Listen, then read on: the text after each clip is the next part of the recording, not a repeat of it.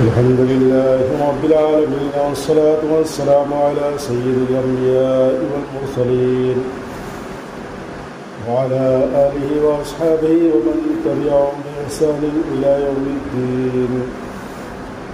أما بعد، فأعوذ بالله من الشيطان الرجيم. بسم الله الرحمن الرحيم.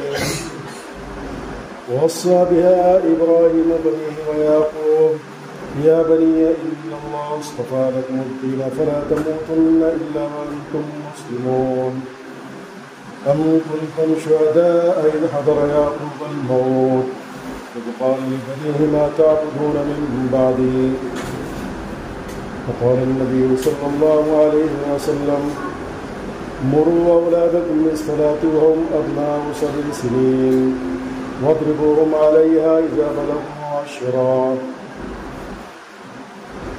وقال النبي صلى الله عليه وسلم ما لعن والد ولده أفضل من حسن أدب، أو كما قال عليه الصلاة والسلام. صدق الله العظيم وصدق رسوله النبي الكريم.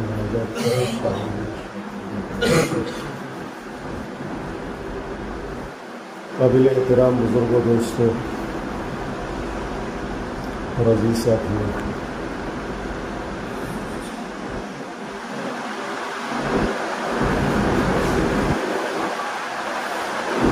ہندوستان میں عام انتخابات تقریباً ختم ہو گئے اور آخری دور آج اس انتخابات کے ہے، اور ہندوستان کے رہنے والے انصاف پسند لوگوں نے اور خاص طور سے مسلمانوں نے اپنی شریعت، اپنے دین اور اپنی مذہب اور اپنی تہذیب کی آزادی کو بچانے کے لیے اپنے ووٹ کا استعمال کیا۔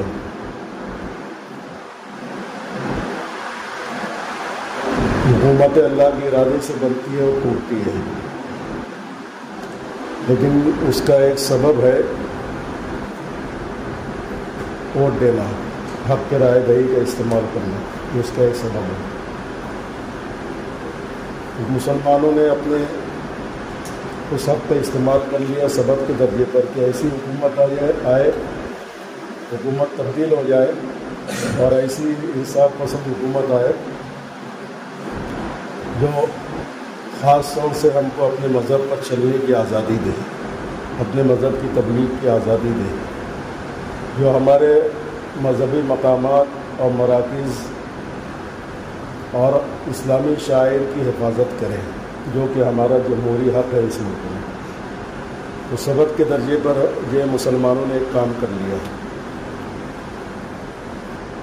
لیکن اصل فیصلے اللہ کی طرف سے ہوتے ہیں۔ حدیث پاک میں آتا ہے کہ جب اللہ پاک اپنے بندوں کے ساتھ بھلائی کا معاملہ کرنا چاہتے ہیں تو اس سمجھدار لوگوں کو ان کا حکمران بنا دیتے ہیں، ان کا حاکم بنا دیتے ہیں، انصاف پسند حاکم برسر اقتدار آتے ہیں۔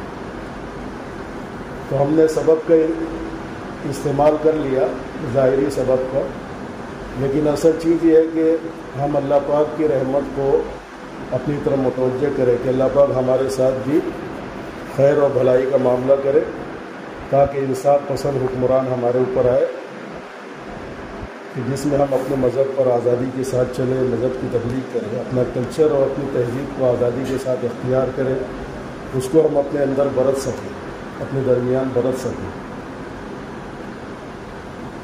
اسی لیے اللہ کے نبی علیہ الصلوۃ والسلام کی دعائیں ہیں، ان کا اہتمام کرنا ہے، خاص طور سے نتائج کے آنے سے پہلے کہ اللہ ایسے حکمران ہم پر مسلط نہ فرمانا جو ہم پر رحم نہ کریں، جو ہمارے حقوق کو ادا نہ کریں، ظالم اور جابر بادشاہوں کا ہم پر مسلط نہ فرمانا۔ ان دعاؤں کا اہتمام کرے جو حدیث پاک کے اندر تعلیم کی گئی ہے۔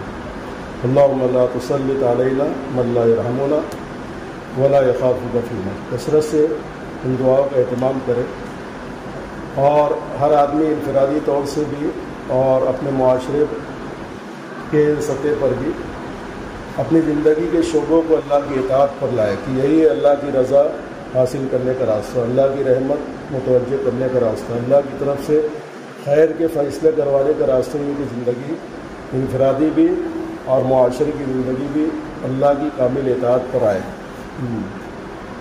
ورنہ حکومت حاکم وقت تو مسلمان بھی ہوگا، لیکن اگر اللہ راضی نہیں ہے، اللہ پاک اس کے دل میں نفرت کے جذبات پیدا کرتے ہیں، اور اگر ہم نے اللہ کی اطاعت کا حق ادا کر دیا تو پھر حکمران جو کافر اور مشرک بھی آئیں گے تو اللہ پاک ان کے دلوں میں نرمی اور محبت پیدا کر دے گا۔ یہ سب حدیث کی روشنی میں آتا ہے۔ میرا اس وقت کا موضوع وہ نہیں ہے، اس لیے میں اشارے میں مجھے پوری حدیثیں تو نہیں بیان کروں گا، اشارے میں یہ ساری باتیں ہیں۔ تو اصل یہ ہے کہ اس وقت ہم نے سبب کا استعمال کر لیا، اور دینا ایک سبب ہے۔ اب اصل اللہ کی رحمت کو متوجہ کرنا دو چیزوں کے ذریعے سے، اپنی زندگی کو اطاعت پر لائیں، اللہ کی زمین میں نافرمانی سے بچے، اور دعاؤں کا اہتمام کریں جو اللہ کے نبی نے تلقین فرمائی ہے۔ اللہم لا تسلط علینا من لا یخافک فینا ولا یرحمنا، یا اللہم لا تسلط علینا من لا یرحمنا ولا یخافک فینا۔ ان دعاؤں کا خوب اہتمام کریں انفرادی طور سے۔ دوسرا پہلو جو اس وقت ہے ہمارے سامنے، دوسرا موضوع وہ یہ ہے کہ ہم اپنی آنے والی نسل و اولاد کی فکر کریں، جس کی بہت تاکید قرآن پاک میں فرمائی ہے۔ ہماری اولاد، ہمارے گھر والے، خاص طور سے ہماری اولاد، ہمارے پوتے، اولاد کی اولاد، یہ بہت قیمتی سرمایہ ہے۔ ان کی حفاظت ہم اس سے بھی زیادہ کریں جیسے ہم سونے چاندی کی حفاظت کرتے ہیں۔ اپنے قیمتی مالوں کی جتنی حفاظت کرتے ہیں اس سے زیادہ ہم اپنی اولاد اور اپنی آنے والی نسل کی حفاظت کریں۔ یہ بہت قیمتی سرمایہ ہے، یاد رکھیں جی۔ اور ان کی حفاظت اور ان کی فکر ان کی آخرت کے اعتبار سے کرنا ہے۔ دنیاوی ضرورتوں کے اعتبار سے تو فکر جانور بھی اپنے بچوں کی کرتے ہیں، ان کو تکلیف سے بچانا، ان کی ضروریات مہیا کرنا۔ پرندے ہیں، چڑیا ہے، درندے ہیں، یہ بھی اپنے ظاہری راحت و آرام کی فکر کرتے ہیں اپنی اولاد۔ تو ہم تو ویسے فکر کرتے ہی ہیں کہ ان کا مستقبل سنور جائے اور زندگی میں کسی تکلیف سے دوچار نہ ہو، اور ان کے مناسب روزی روٹی کا انتظام ہو جائے۔ لیکن دوستو، اپنے اولاد کی فکر ان کی ایک ایسے مستقبل کے تعلق سے کرنا ہے جو مستقبل کبھی ختم نہیں ہونے والا ہے۔ یعنی آخرت کا مستقبل بہت آگے کا مستقبل ہے، یہ بہت بڑا مستقبل ہے، نہ ختم ہونے والا مستقبل ہے۔ ہمارے بچے، ہماری اولادیں اس آخرت والی تکلیف سے بچ جائے اور اس کی اس آگ سے بچ جائے جس کے بارے میں قرآن پاک کے اندر ڈرایا گیا ہے کہ اے ایمان والو، تم اپنی ذاتوں کو بھی اور اپنے گھر والوں کو، اپنے بیوی کو، اپنے بچوں کو اس جہنم کی آگ سے بچاؤ جو اتنی خطرناک ہے کہ اس کے جلانے کے لیے پتھروں کا استعمال ہوتا ہے۔ دنیا کی آگ کو جلانے کے لیے لکڑیوں کا استعمال ہوتا ہے جی، لیکن اللہ پاک نے اس جہنم کی آگ سے ڈرایا ہے کہ وہ ایسی آگ ہے، پتھر کبھی جلتا نہیں ہے۔ دنیا کی آگ کتنی بھی بڑی آپ جلا دو اور اس کے اندر پتھر کو ڈال دو تو پتھر، آگ کبھی پتھر کو پکڑ ہی نہیں پائے گی، کیونکہ پتھر بڑا سخت ہوتا ہے جی۔ لیکن جہنم کی آگ اتنی بھیانک اور اتنی سخت ہوگی کہ وہ پتھروں کے ذریعے سے جلے گی، اس کا ایندھن پتھر ہوگی اور اسی میں انسانوں کو ڈالا جائے گا جی۔ تو اللہ پاک نے فرمایا کہ اے ایمان والو، اپنے آپ کو اور اپنے گھر والوں کو ایسی جہنم کی آگ سے بچاؤ جس کا ایندھن، جس کے اندر جلائی جانے والی چیز پتھر ہوں گے اور انسان ہوں گے۔ انسانوں کو ان کے بدعملیوں کی وجہ سے ڈالا جائے گا یا کفر و شرکوں کی وجہ سے ڈالا جائے گا، اور پتھروں کو اس کو دہکانے اور جلانے کے لیے یہ پتھروں کو اس کے اندر ڈالا جائے گا، بڑے بڑے پتھر ڈالے جائے گا جو ایندھن کا کام دیں گے۔ جیسا دنیا کی آگ میں لکڑیاں ایندھن کا کام دیتی ہیں، ویسا وہاں پر پتھر جلائے جائیں گے، بڑے بڑے پتھر جی۔ تو بڑے خوفناک انداز سے اللہ پاک نے جو ہے بچوں کی تربیت کی طرف متوجہ کیا ہے کہ تم آج دنیا کے اندر دنیا کی وہ آگ جو جہنم کی آگ سے سینکڑوں درجے ہلکی ہے، سینکڑوں درجے ٹھنڈی ہے، تم اپنے بچے کے بدن کے کسی حصے پر اس آگ کا لگ جانا معمولی طریقے سے برداشت نہیں کر سکتے، تو ہاں کیا بنے گا تمہارا ان بچوں کا جب یہ بچے تمہاری بے توجہی کی وجہ سے، ان کی بے تربیتی کی وجہ سے، ان کی بے دینی کی وجہ سے، ان کے عقائد کے بگاڑ کی وجہ سے ایسی آگ میں جلیں گے جس کا ایندھن پتھر ہوگا، جو دنیا سے کئی زیادہ گنا سخت ہے اور گرم ہے اس کی تپش، تم اتنا سی چٹکا برداشت نہیں کرتے اپنے بچوں کو، کوئی لگا دے تو آپ مارنے مرنے پر تیار ہو جاتے ہو۔ تو جب یہ بے دینی کی وجہ سے اس آگ میں جائے گے جس کی تپش کا اندازہ نہیں ہے، تو تم کو اس سے بچانے کی کتنی زیادہ فکر کرنا چاہیے۔ پیشگی طریقے سے، ایڈوانس طریقے سے اللہ پاک نے خبر دے دی، اللہ کا احسان اللہ پاک نے پہلے سے متنوع کر دیا۔ اسی دوستو ہماری اولاد بڑا قیمتی سرمایہ ہے، ہم ان کی تربیت کی طرف، ان کے کردار کی طرف سے کبھی مطمئن نہ رہیں۔ اپنی اولاد کو دے جائز سہولتیں جتنی ہو سکتی ہے، دنیا کی جائز سہولتیں جو دائرے کے اندر رہتی ہے اس کو دیکھو، ان کو سونے کا نوالا کھلائے، وہ بولتے ہیں نا کھلاؤ نوالا سونے کا لیکن دیکھو شیر کی آنکھ سے، شیر کی نظر سے دیکھنا، عقاب کی نظر سے، اس کے چال چلن، اس کے طور طریقے، کس کے ساتھ رہ رہا ہے، وہ صبح نکلتا ہے تو کہاں جاتا ہے، شام میں کہاں سے واپس لوٹ کر آتا ہے، اس کی صبح اس کی شام میں ہماری نظر میں ہونا چاہیے۔ اچھے سے اچھا کھلاؤ، اچھے سے اچھا پہناؤ، لیکن دینی اعتبار سے اس کے ذہن میں کیا تبدیلی آ رہی ہے اس کو بھی جو مارک کرو، اس کو بھی بڑی باری خوردبینی نظر سے دیکھو۔ ہوائیں اتنی زہریلی ہو چکی ہے، ہم اپنے گھر میں جب تک بچہ چھوٹا ہوتا ہے وہ گھر کے باہر کے زہریلے ہوا سے محفوظ رہتا ہے، لیکن پوری زندگی وہ گھر کی چار دیواری میں تھوڑی رہے گا، اس کو جوان ہونے کے بعد گھر سے باہر نکلنا ہے، وہ اپنی مرضی سے گھر سے باہر جائے گا، اپنی مرضی سے آئے گا، اپنی مرضی سے خرچ کرے گا۔ جی اللہ کے نبی علیہ الصلوۃ والسلام نے بچپن ہی سے اور جو بچوں کی تربیت کی فکر کی ہے اور فکر دلائی ہے، خود بھی فکر کی ہے، خود بھی اور فکر بھی دلائی ہے۔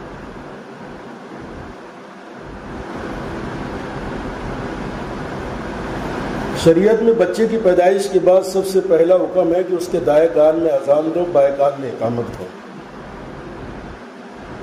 بھائی ہمارے کانوں میں اذان دی گئی تھی جب ہم پیدا ہوئے تھے، کس کو یاد ہے؟ کسی کو یاد ہے؟ کسی کو یاد نہیں ہے، مجھے آپ کو کسی کو یاد نہیں ہے۔ اذان دی گئی تھی، اقامت دی گئی، لیکن ہم کو معلوم ہے بہت سارے ماں باپ اور سرپرست ایسے ہیں جو اذان تو دیتے ہیں اپنے بچوں کے کان میں، لیکن ان کو اذان کے الفاظ کا معنی، اس کے مفہوم کا پتہ نہیں ہوتا ہے۔ جی بڑے لوگوں کو بھی بعض مرتبہ پتہ نہیں ہوتا ہے، تو بچے کو کیا پتہ ہوگا؟ اور جب ہم کو یاد نہیں ہے تو اس بچے کے کان میں اذان دینے کا فائدہ کیا ہے؟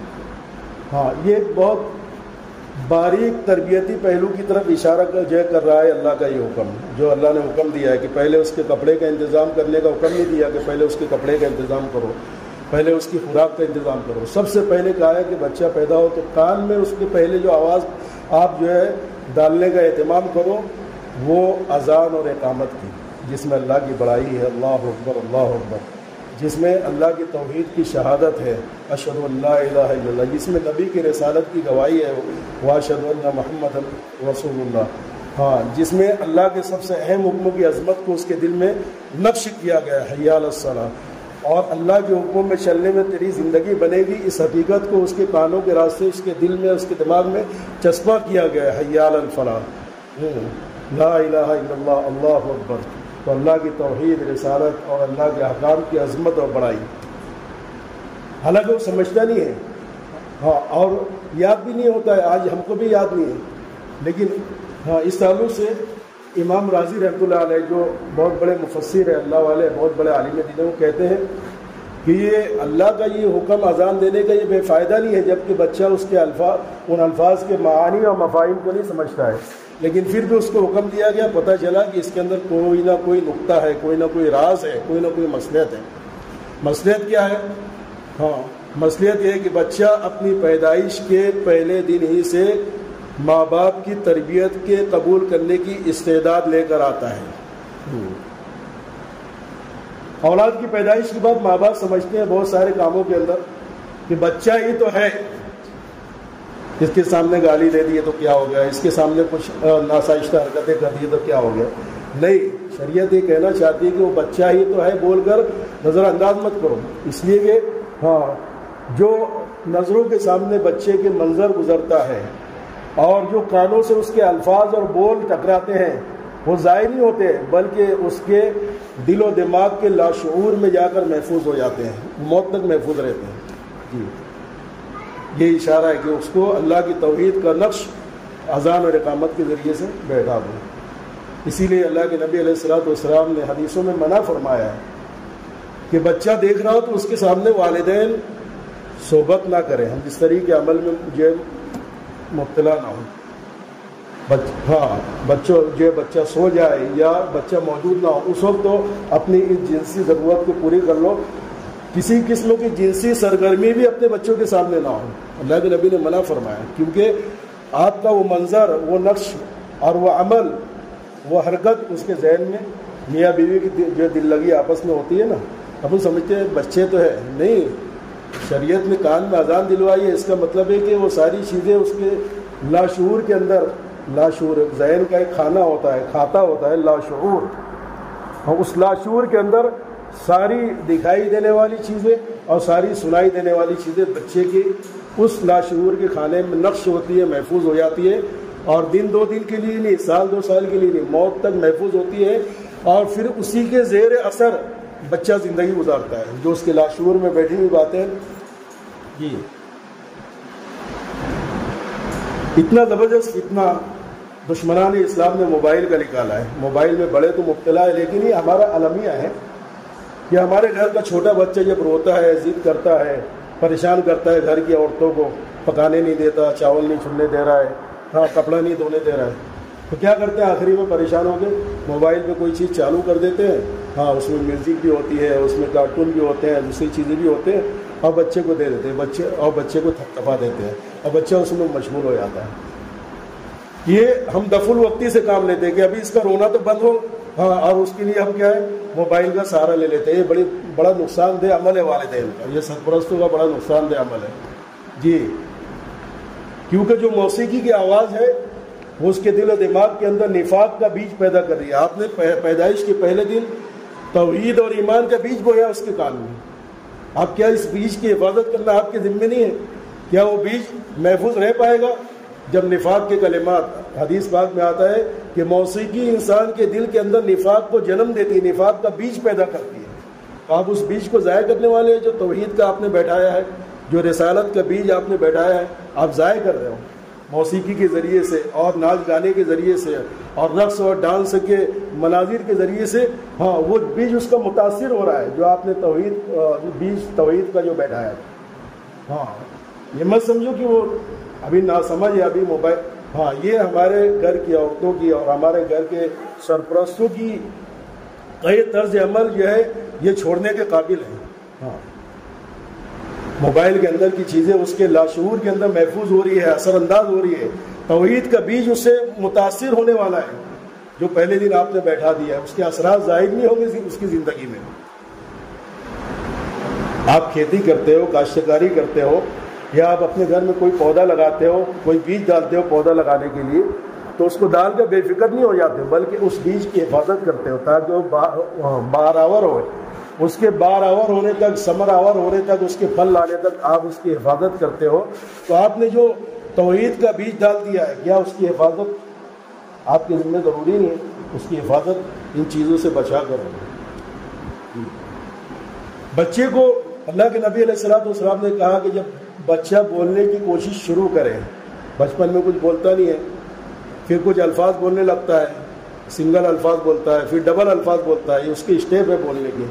پہلے آ بولتا ہے، آ، ما، اللہ، پھر ڈبل الفاظ بولتا ہے، ام، ال، اب، پھر جو ہے ٹبل الفاظ بولتا ہے، ابم، الل، یہ اس کی اسٹیپ ہے۔ پہلے سنگل الفاظ بولے گا، پھر ڈبل، پھر ٹبل۔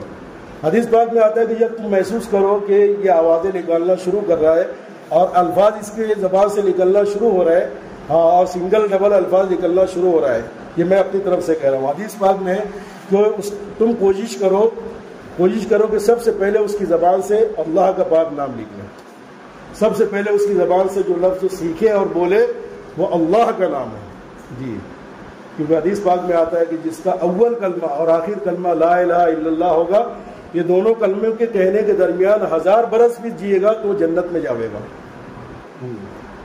اس بچے کی دنیا میں آنے کے بعد دنیا کے کلمات بول شروع کرنے کے وقت سب سے پہلا کلمہ زبان سے اللہ کا نکلے، اس کی کوشش، اس کی تربیت، اس کی ٹریننگ یہ والدین کی ذمہ داری ہے۔ یہ سب تربیت کے مراحل شریعت میں بتائے گئے حدیث پاک کے اندر۔ بچہ پھر کوئی چیز لینے اور دینے کے قابل ہو جاتا ہے تو کوشش کرے کہ اس کا دینا اور لینا یہ دائنے ہاتھ کے ذریعے سے ہونا چاہیے۔ بچے کی فطرت ہے، اور شیطان کا بھی دخل ہوتا ہے کہ بچہ جب کوئی چیز کھانا چاہتا ہے تو بائیں ہاتھ سے کھائے گا، تو آپ اس کو ڈانٹ کرنی نرمی کے ساتھ سمجھیں، بیٹے یہ ہاتھ سے نہیں، یہ ہاتھ سے کھاتے ہیں۔ اس کا ذہن لچکدار ہے، اس کو قبول کر لے گا، آپ کی تربیت کو اس کا ذہن قبول کر لے گا جی۔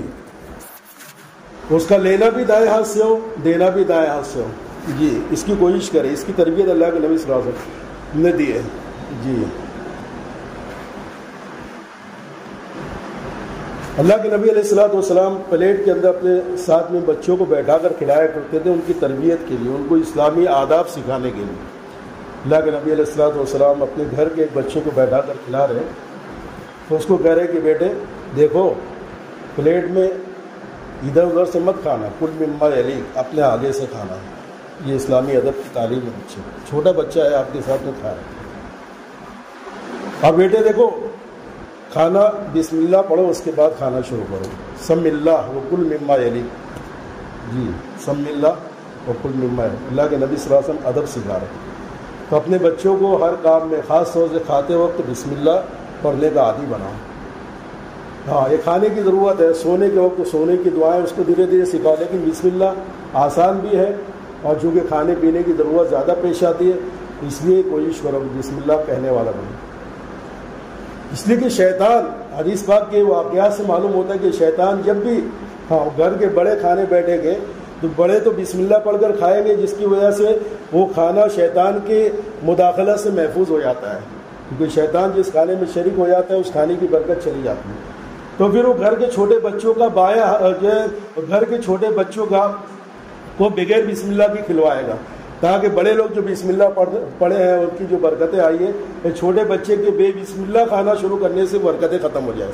یہ شیطان کرواتا ہے باقاعدہ، بایاں ہاتھ شیطان جو دلواتا ہے بچے کا کھانے میں پلیٹ میں، تاکہ برکت والا کھانا اس کے پیٹ میں نہ جائے، بائیں ہاتھ کی بے برکتی اس کے پیٹ میں جائے۔ یہ حدیث پاک میں اللہ کے نبی نے فرمایا کہ میں دیکھ رہا ہوں اس بچے کے بائیں ہاتھ کے پیچھے شیطان کا ہاتھ ہے، اور اللہ کے نبی نے پکڑ لیا اس کا ہاتھ، اور کہا کہ تم دیکھ نہیں رہو لیکن میں دیکھ رہا ہوں، میں نے اس کے ہاتھ کے ساتھ، اس بچے کے ہاتھ کے ساتھ شیطان کا ہاتھ پکڑا ہوا ہوں، میں دیکھ رہا ہوں تم نہیں دیکھ رہے۔ شیطان اس کے بائیں ہاتھ کو کھانے میں ڈلوانا چاہ رہا ہے تاکہ کھانے کی برکتیں اسے میسر نہ ہو، بچہ الٹے ہاتھ کی بے برکتی کا شکار ہو جائے۔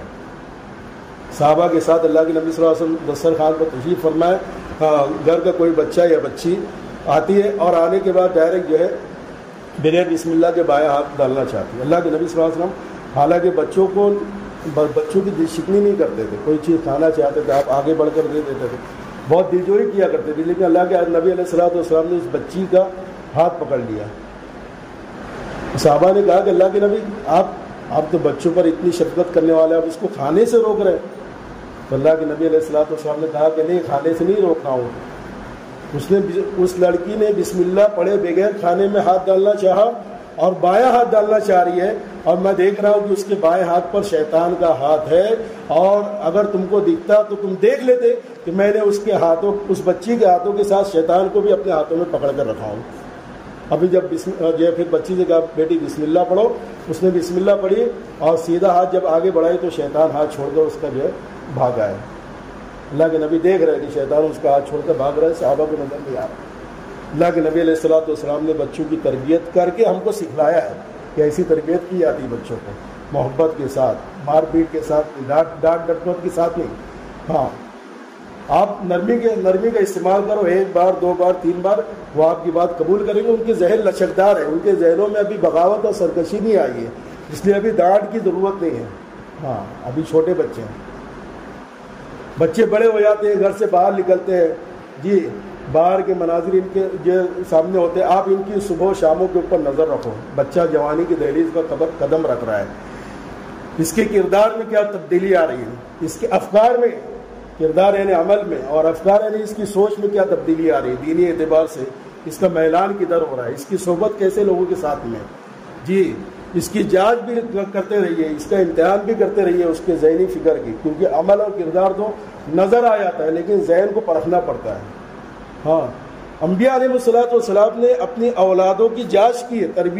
تربیت کرنے کے بعد تربیت کی جانچ بھی ضروری ہے.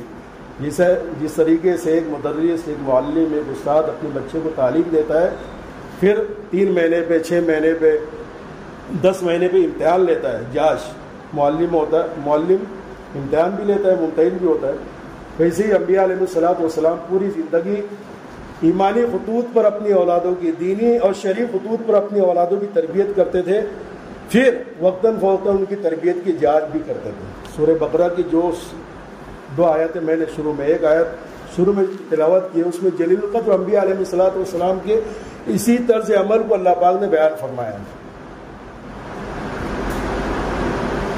حضرت ابراہیم علیہ السلام نے اپنی اولادوں کو نصیحت کی، اور حضرت یعقوب علیہ السلام نے بھی اپنی اولادوں کو جمع کیا اور سب کو نصیحت کی، اور کہا کہ بیٹو ایمان بہت قیمتی سرمایہ ہے. میں نے آپ لوگوں کی تربیت ایمان کی بنیادوں پر کی ہے، ایمانی جو نقوش اور خطوط پر کی ہے.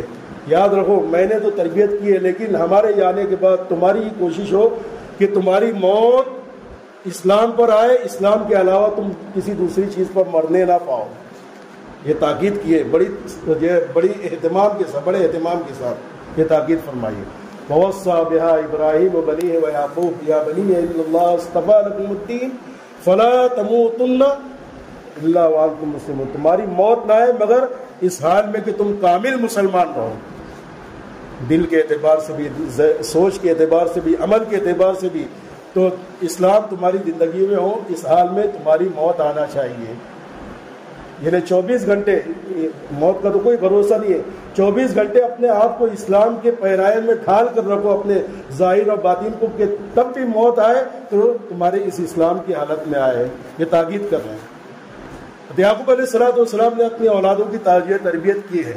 تربیت کرنے کے بعد پھر ان کے ذہنوں کی آزمائش بھی کر رہے ہیں، جانچ بھی کر رہے ہیں.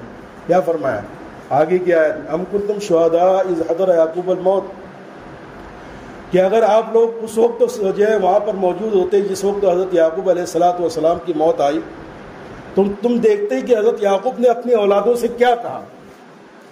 قریب المرگ تھے تو اس وقت جو ہے پوری زندگی کی تربیت کی جانچ کی کہ میں نے جو تربیت کی ہے ہاں اس کا کیا اثر ہوا ہے. میں دیکھوں تو صحیح آخری وقت میں مجھے موت آ رہی ہے. ان کی وراثت کی فکر نہیں کی، ان کے گھر بار کی فکر نہیں کی، بلکہ فکر کی کہ پوری زندگی کی ایمانی تربیت کا کیا نتیجہ نکلتا ہے. ام کنتم شہداء اذ حضر یعقوب الموت اذ قال لبنیہ ما تعبدون من بعدی. اپنے بیٹوں سے کیا کہا جانتے ہو؟ یہ بتاؤ بیٹو کہ میں تو جا رہا ہوں اس دنیا سے، میرے جانے کے بعد، میری موت کے بعد مجھے بتاؤ کہ تم کس کی پرستش کرو گے. یہ آزمائش، یہ سوال پوچھا کوئسچن، کیونکہ پوری زندگی توحید کی تعلیم، پوری زندگی ایک اللہ کی پرستش اور ایک اللہ کی عبادت کی تعلیم، پوری زندگی اللہ کے غیر سے کاٹا ہے اپنے بچوں کو. اب آخری وقت میں امتحان لے رہے کہ میرے مرنے کے بعد کیا کرو گے، ذرا بتاؤ کس کی پرستش کرو گے، کس کو کس خدا کی پرستش کرو گے. تو پھر بچوں کی طرف سے جو جواب آیا وہ ان کے لیے آخری وقت میں اطمینان کا باعث ہوا. قالوا، سارے بچوں نے ایک زبان ہو کر کہا کہ ابو جان آپ نے جو ہمارے آبا و اجداد جو نبی گزرے ہیں، ابراہیم اور حضرت اسحاق علیہ السلام، ان کے واقعات سنا کر ان کی زندگیوں سے جو ہم کو آپ نے سبق دیا ہے، ہم اسی کے مطابق اسی ایک خدا کی عبادت کریں گے جس خدا کی عبادت آپ کے آباء و اجداد اور حضرت ابراہیم اور حضرت اسحاق علیہ الصلوۃ والسلام کرتے آئے، اور ہم انہی کی تابع داری میں پوری زندگی آپ کے جانے کے بعد گزاریں گے۔ قالوا نعبد الہک و الہ آبائک ابراہیم و اسحاق الہا واحدا، ایک اس خدا کی جس خدا کی پرستش آپ کرتے رہے ہو، جس خدا کی پرستش حضرت ابراہیم علیہ الصلوۃ والسلام ہمارے دادا کرتے رہے، پردادا کرتے رہے، اور جس ایک خدا کی پرستش حضرت اسحاق علیہ الصلوۃ والسلام ہمارے دادا کرتے رہے، ہم آپ کے جانے کے بعد فکر مت کرو، اسی اللہ کی پرستش پر قائم و دائم رہے۔ جی امتحان میں کامیاب ہو گئے۔ تو بچوں کے ذہن کا امتحان لینا کہ ان کی ذہنی فکری روش کدھر جا رہی ہے، اس کا وقتاً فوقتاً امتحان لینا ضروری ہے۔ آپ سمجھ نہیں سکتے، ہاں آپ بے فکر نہیں ہو سکتے، آپ اپنے بچے کو بہترین مکتب میں بہترین مدرسے میں ڈال دیں۔ یاد رکھیں اس زمانے میں یہ وہ دور چل رہا ہے کہ اتنی زہریلی ہوا ہے کہ محض مکتب کی تعلیم و تربیت ہمارے بچوں کے لیے کافی نہیں، اس کے لیے آپ کو بھرپور اس کی طرف دھیان دینا پڑے گا، توجہ دینی پڑے گی۔ جی ہمارے شہر کے ایک مشہور عالم دین، غالباً وہ ہمارے شہر کے پہلے قاسمی عالم، ان کے گھر ہاں ان کی خود کی لخت جگر، ان کی بیٹی، ان کی دختر عزیز ہاں اور ان کے داماد ہاں یہ جو ہے مرتد ہو کر گھر چھوڑ کر چلے گئے۔ یہ ہمارے شہر کا ایک سانحہ ہے، یہ بڑا المیہ ہے، اور جاتے وقت کہا کہ ابا اب بھول جاؤ، ہمارا تمہارا کوئی رشتہ نہیں، میں تمہارے لیے مر گئی ہوں اور تم ہمارے لیے مر گئے ہو۔ اس باپ کی، اس عالم دین باپ کی ہاں رات کی نیندیں حرام اور دن کا آرام اچاٹ ہو گیا۔ ہم عالم دین تھی وہ لڑکی، وہ مرتد ہو کر چلی گئی، کہا کہ اب تمہارا میرا کوئی رشتہ نہیں، کوئی تعلق نہیں، تم ہمارے لیے اور ہم تمہارے لیے مر گئے، یہ سمجھ لو۔ ہم کسی بھی درجے پر پہنچ کے مطمئن نہیں ہو سکتے کہ ہم نے فلاں مدرسے میں ڈال دیا، فلاں مکتب میں ڈال دیا، فلاں حافظ جی کے حوالے کر دیا، ہاں نہ اپنے بچوں کو نہ اپنی بچیوں کو۔ آپ کی بتا دیں، ہاں وقت نہیں رہتے، اتنے واقعات ہمارے دور کے نہیں، ہمارے قریب کے، ہمارے گرد و پیش کے۔ ایک لڑکی جس کو والدین نے بڑے چاؤ کے ساتھ، بڑی امیدوں کے ساتھ کہ ہم تو عالم نہیں بن پائے، ہاں ہماری بچی کو ہم آج عالمہ دین بنائیں گے، شہر کے ایک معتبر ادارے کے اندر داخل کیا، لیکن وہی ہے کہ انہوں نے داخل کر دیا، اس کے بعد یہ سمجھ لیا کہ پورا ٹھیکہ مدرسے والوں نے اٹھا کر رکھا ہے۔ تو پڑھائی کے زمانے کی اس کی کارکردگی یہ ہے کہ کئی دنوں تک جو ہے گھر سے نکلنے کے باوجود مدرسہ جو ہے پہنچنا نہیں ہوتا تھا۔ ہاں یہ غیر محرم لڑکوں کے ساتھ جو ہے سائیکلوں پر، موٹر سائیکلوں پر گھومتی ہوئی دکھائی دیتی ہے، اور کریلا نیم چڑھا یہ کہ جب دیکھنے والوں نے اس منظر کو دیکھ کر کہ ارے یہ تو فلاں کی لڑکی ہے، ہاں یہ تو فلاں کے ساتھ میں گھوم رہی ہے، جب والدین کو جا کر ہمدردی میں شکایت کیا تو پتہ نہیں ہمارے بچیوں کے والدین اپنی بچیوں کے تعلق سے بہت زیادہ خوشگمان ہوتے ہیں، خوش فہم ہوتے ہیں، میری بچی ایسی کر ہی نہیں سکتی۔ تو بجائے یہ کہ ان کی شکایت قبول کرے، یہ کہنے لگے تم ہماری بچی پر کلنک لگاتے ہو، تم ہماری بچی پر داغ لگاتے ہو۔ حالانکہ ہونا یہ چاہیے تھا کہ ہاں اس کی بات کو لینے کے بعد پھر اس کی بات کی تصدیق کرتے ہیں، بنفس نفیس اپنی ذات سے اس کی نگرانی کرتے ہیں کہ باہر سے اگر کوئی شکایت آئی ہے تو کہیں نہ کہیں تو اس میں حقیقت ہوگی۔ میں نہیں ڈائریکٹ اس کو جو ہے ڈانٹ پھٹکار کر سکتا، لیکن میں کم از کم اس کی تحقیق تو کروں کہ شکایت کرنے والی کی شکایت کس حد تک درست ہے اپنی ذات کے اعتبار سے۔ تو بجائے اس کے ہاں وہ سامنے والے کی وہ آنکھ میں گھس گئے، بولے تم میری بیٹی کو بدنام کرنا چاہتے۔ پھر وہی بیٹی کا ایک بہترین گھرانے کے اندر جب رشتہ ہوا ہے تو وہ لڑکی عالمہ دین، مکمل سند یافتہ عالمہ دین، ہاں بہت قریب کی، آپ کے اسی اطراف کی مین لوگ کی ہے، ہاں بچے ہو گئے، اولاد ہو گئے، اولاد ہونے کے بعد نکاح کے برقرار رہتے ہوئے وہ کسی دوسرے نئے لڑکے کے ساتھ جو فرار ہو گئی اور بغیر طلاق دی ہوئے اس کے ساتھ نکاح کر کے رہنے لگی۔ اور پھر کئی مہینوں کے بعد جب تلاش کر کے اس بچی کو لایا گیا تو لانے کے بعد پھر اس کے شوہر نے طلاق دیا، دوبارہ وہ چلی گئی اسی لڑکے کے ساتھ، یعنی بغیر طلاق دیے ہوئے نکاح ہوتا ہی نہیں ہے۔ تو گویا کہ اتنے دن تک یہ جو میاں بیوی کا رشتہ قائم کر کے رہ رہی تھی، یہ کون سے کھانے میں آئے گا، آپ جان لو۔ ہاں تو آپ مطمئن نہیں ہو سکتے اپنے بچوں کو، اپنی بچیوں کو مدرسے میں ڈال کے۔ اللہ کے نبی علیہ الصلوۃ والسلام حجۃ الوداع کے موقع پر آپ کے ساتھ ایک نوجوان صحابی بیٹھے ہوئے حضرت فضل ابن عباس. آخری واقعہ کہہ کر بات ختم کر دیتا ہوں، ہو سکتا ہے یہ وقت بڑھ جائے. بڑے خوبصورت صحابی ہیں آپ کے جو ہے چچا زاد بھائی حضرت فضل رضی اللہ تعالیٰ عنہ، حضرت عباس رضی اللہ تعالیٰ عنہ حج کے موقع پر آپ کے ساتھ سواری پر پیچھے سوار ہے.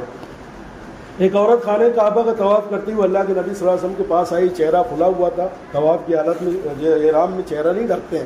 تو کچھ مسائل پوچھنے لگی حج کے تعلق سے. اللہ کے نبی ایسا ایسا، اللہ کے نبی اس کو جواب دینے لگے.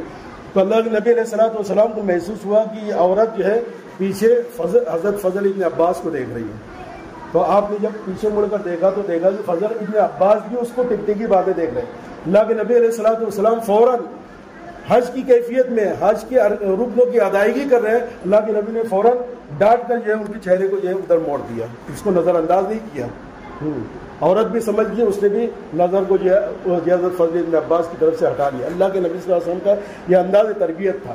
تو ہم کسی بھی موقع پر، کسی بھی حال میں، کسی بھی ماحول میں بچوں کی تربیت کے تعلق سے جو ہے مطمئن نہ ہو. ہاں، اور اگر کہیں سے بھی کوئی ایسی سن بن مل جاوے تو اس کو ہوا میں مت اڑاؤ. یہ مت کہو کہ میرے بیٹے بیٹی کو ڈاک لگا رہے. ہاں، اس کی تصدیق بذات خود کرو.